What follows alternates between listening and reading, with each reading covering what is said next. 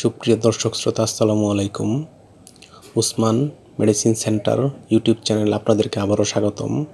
আজকের ভিডিওতে বিভিন্ন ধরনের ব্যথা, যেমন বাতের ব্যথা, ঘাড়ের ব্যথা, শরীর ব্যথা, কোমর ব্যথা, পিঠের ব্যথা ইত্যাদি ব্যথা দূরীকরণে সাহায্য করে এমন একটি মেডিসিন এবং মেডিসিনটির নাম, দাম, গ্রুপ বা জেনেরিক নাম, প্রস্তুতকারক কোম্পানির নাম, এটি খাওয়ার নিয়ম এবং এর পার্শ্ব প্রতিক্রিয়া সম্পর্কে আলোচনা করব।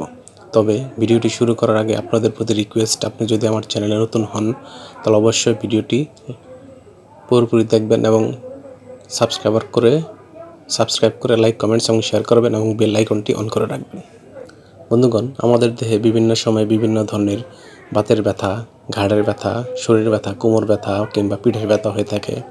এসব ব্যথা দূরীকরণে ডাক্তারগণ তাদের পরামর্শপত্রে যে ওষুধটির কথা লিখে থাকেন তার নাম হলো নেপ্রোসিন প্লাস ট্যাবলেট। এটির প্রস্তুতকারক কোম্পানির নাম হচ্ছে রেডিয়েন্ট ফার্মাসিউটিক্যালস লিমিটেড এবং এই ট্যাবলেটটির প্রতি পিসের দাম মাত্রাভেদে 17 টাকা এবং 21 টাকা। এটি খাওয়ার নিয়ম হচ্ছে, যেহেতু এটি ব্যথার ওষুধ তাই ডাক্তারের পরামর্শ অনুযায়ী ওষুধ খাইতে হবে।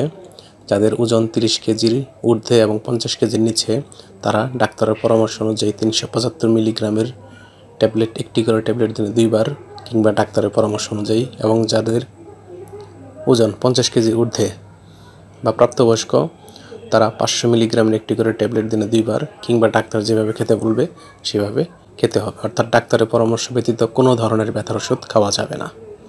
এটি খাওয়ার পর গ্যাস্ট্রিক আলসার, পাতলা পায়খানা, পেটে ব্যথা কিংবা বমি বমি ভাব ইত্যাদি পার্শ্ব প্রতিক্রিয়া দেখা দিতে পারে। গর্ভাবস্থা এবং স্তন্যদানকালীন সময়ে এটি খাওয়া যাবে না বা না খাওয়াই ভালো। ধন্যবাদ।